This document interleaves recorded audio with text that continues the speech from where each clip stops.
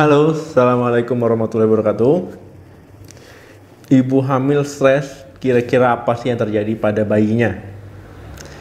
Nah, jadi memang ibu hamil bisa stres. Yang nggak hamil saja bisa stres ya, orang yang nggak hamil itu bisa stres juga. Namanya kita manusia, hidup itu pasti ada masalah, pasti punya pikiran. Nah, tapi nggak boleh juga sampai stres. Kalau stresnya masih dalam kategori wajar itu nggak apa-apa, tapi kalau sudah berlanjut, kita nggak bisa adaptasi, tubuh kita nggak bisa adaptasi, itu yang jadi masalah. Banyak yang bertanya ke saya, dok, saya lagi hamil nih, saya lagi stres, kira-kira janin saya pengaruh nggak? Dok, saya lagi hamil nih, saya sedang stres, kira-kira pertumbuhan perkembangan janin saya terhambat nggak? Nah, jadi ya untuk menjawab itu, biar teman-teman yang lain juga bisa melihat, bisa tahu, saya buatkan video ini ya. Jadi apa sih yang terjadi pada ibu hamil ketika sedang stres terhadap janinnya? Selama hamil, kira-kira ibu hamil perlu perhatian nggak? Perlu disayang nggak? Kemudian juga perlu istirahat cukup ya. Ya intinya seperti itu. Karena ibu hamil itu lebih cenderung, lebih sensitif kata orang zaman dulu. Gampang marah, gampang tersinggung. Kemudian juga ya moodnya itu nggak menentu. Bisa saja ibu hamil itu mengalami masalah, banyak pikiran karena khawatir terhadap kesehatan dia, kesehatan bayinya, ataupun masalah pekerjaan, ataupun masalah kehidupan sehari-hari, ataupun khawatir nanti persalinannya bagaimana, mau normal, mau tidak, ataupun mau lahirnya di bidan atau di rumah sakit, atau nanti khawatir takutnya dioperasi atau tidak bisa lahir normal. Ya memang hal-hal yang seperti itu bisa menjadi beban bagi ibu hamil. Terkadang perubahan hormon yang terjadi pada ibu hamil, misalkan ya, jadi nggak nafsu makan, jadi nggak selera makan gitu ya. Kemudian juga bisa mual, bisa muntah sehingga nutrisi yang masuk nggak ada. Ya khawatir bayinya ini nggak bisa makan, nggak dapat nutrisi yang cukup ya. Kemudian ibu hamil jadi stres. Stres saat hamil itu merupakan kondisi yang normal. Tetapi kalau seandainya stres itu jadi mengganggu aktivitas ibu hamil, nah ini nggak normal lagi ya. Jadi bayi itu tahu apa yang dirasakan ibu. Misalkan ibunya sedang stres. Nah itu dia tahu ibunya sedang bahagia. Itu dia juga tahu apa yang ibu makan, apa yang ibu minum. Itu juga akan berdampak pada bayi. Nah karena apa? Karena ini akan mentransfer ya. Ibu itu mentransfer ke bayinya ya melalui hormon-hormon ya. Karena hubungan ibu dan janin itu dilalui ataupun dihubungkan oleh plasenta. Nah, jadi kalau seandainya ibunya lagi sedih, kemudian juga ibunya bahagia, lagi senang, ceria, lagi dapat duit misalkan ya, ataupun lagi ada masalah, misalkan duitnya hilang, nah itu dia bayinya juga ikut merasakan apa yang dirasakan ibu. Jadi itu berdampak pada bayinya, pada bayi yang sedang dikandung. Walaupun tidak terlihat, tetapi bayi juga ikut berdampak pada yang terjadi pada ibu. Misalkan ibu mengalami stres ya, ini kan akan mengeluarkan hormon kortisol ya, hormon ketika kita cemas dia keluar. Nah ini hormon ini fungsinya kan untuk meredakan stres. Kalau seandainya jangka pendek itu bermanfaat bagi tubuh, tapi kalau sudah jangka panjang itu udah nggak baik lagi bagi tubuh kita ya. Bisa menyebabkan kelelahan, ibunya lemas, tidak bergairah ya. Kemudian juga bisa depresi ya. Akhirnya mengganggu ke kesehatan ibu. Kalau kesehatan ibu terganggu, ya secara otomatis kesehatan bayi juga ikut terganggu. Dampak nggak baik lainnya adalah kalau seandainya ibu hamil stresnya kronis ya, tidak tertangani dengan baik.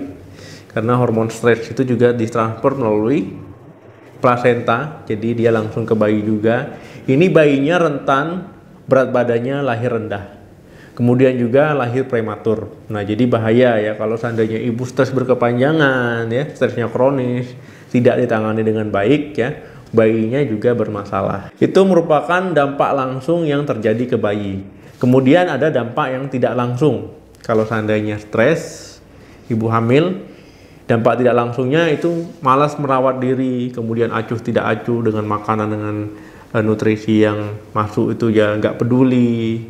Kemudian juga akhirnya nggak rutin periksa kandungannya ke dokter ataupun ke bidan, ya nggak tahu akhirnya bayinya di dalam sehat atau tidak, nggak tahu perkembangan pertumbuhan bayinya. Ini adalah dampak yang tidak langsung yang terjadi. Dampak tidak langsungnya ke bayi adalah bayinya bisa kekurangan nutrisi, kemudian juga masalah kesehatan selama kehamilan ataupun nanti bahkan setelah melahirkan masih ada masalah. Dok, jadi bagaimana cara menangani stres selama hamil? Nah, jadi ibu hamil kalau memang lagi stres ya, stresnya itu bisa ditangani dengan baik, tubuh kita bisa adaptasi, tidak berlangsung lama ya, tidak jangka lama, itu nggak masalah. Itu tidak ada pengaruhnya terhadap kesehatan ibu maupun kesehatan bayi. Yang ditakutkan itu adalah stresnya itu berkepanjangan ya, tidak bisa ditangani dengan baik. Ini yang jadi masalah, ini yang perlu pengawasan. Dalam menangani stres, ibu hamil bisa bercerita ya, misalkan ke orang tua ataupun ke teman dekatnya tentang masalah yang sedang dialami. Atau kan nih ibu hamil gabung di grup-grup ya, grup WhatsApp, grup Facebook ya, tentang grup-grup ibu hamil. Jadi bisa bertukar pikiran ya. Jadi bisa menceritakan masalah yang terjadi selama hamil, misalkan nih hamil anak kedua ataupun anak pertama ya, nafsu makan berkurang bagaimana, kemudian juga misalkan sering kram perutnya ya, daripada berpikir yang aneh-aneh ya, bercerita saja di grup ibu hamil tersebut ya. Jadi ini juga bisa melepaskan ya beban pikiran, jadi mengurangi stres. Kadang dengan hanya bercerita ya, bertukar pikiran itu sudah menyelesaikan masalah bagi sebagian orang. Nah, jadi istilahnya plong gitu ya, karena masalahnya sudah diceritakan, jadi nggak disimpan sendiri. Kadang hanya dengan bercerita itu sudah bisa meredakan stres. Atau misalkan ibu hamil bisa melakukan olahraga yang menyenangkan, ataupun melakukan aktivitas fisik yang menyenangkan ya, nonton TV, ataupun bisa olahraga yoga, meditasi, ataupun sesuatu yang menyenangkan. Ya, kalau lagi banyak duit ya bisa shopping gitu ya, minta antar suaminya, ataupun bisa belanja online, itu untuk meredakan stres. Setuju ya? Kemudian ibu hamil juga khawatir biasanya tentang kondisi kesehatannya. Misalkan, ini kenapa nih kok perut saya agak sakit gini. Kemudian ada tetangganya ngomong, oh itu hati-hati nanti bayinya enggak sehat. Oh itu hati-hati nanti bisa keguguran. Oh itu hati-hati nanti bayinya beratnya kurang. Nah, jadi daripada bingung ya, selalu berpikir positif, dan ibu hamil bisa baca-baca misalkan informasi-informasi yang jelas sumbernya, ataupun bisa nonton YouTube yang jelas sumbernya, daripada memikirkan omongan tetangga tambah stres ya, nggak ada solusi, malah jadi bingung, tambah beban pikiran, karena ya dari gosip tadi malah lebih berbahaya. Atau lebih baik misalkan ibu hamil memang bingung, memang tidak ada solusi, lebih baik periksakan ke dokter kesehatannya, jadi lebih tahu, oh ini kondisi kehamilannya baik-baik saja, jadi ibu hamil nggak usah khawatir. Oh ini nggak apa-apa, ini hal yang normal di usia kehamilan seperti ini kalau ibu hamil mengalami hal ini. Jadi kan itu lebih bagus daripada ibu hamil hanya mendengar omongan tetangga ya, lebih pusing ya, jadi pusing, nggak ada solusi, malah tambah masalah. Sudah ada masalah, tambah masalah, ini yang repot. Apalagi banyak beredar mitos-mitos kehamilan di luar sana ya, apalagi di kampung-kampung gitu ya, ataupun di desa-desa gitu, banyak masih mitos yang berkembang.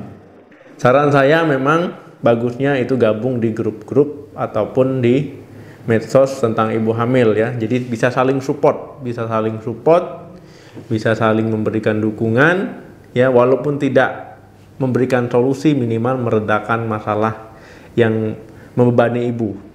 Nah, kalau untuk meredakan masalah sama sekali ya memang harus berkunjung ke dokter biar jelas. Oke, ibu hamil jangan stres, jangan lupa bahagia supaya bayinya sehat, ibunya sehat, kehamilannya juga aman. Sampai ketemu lagi di video saya selanjutnya. Like dan komen, share juga. Salam sehat, sampai jumpa.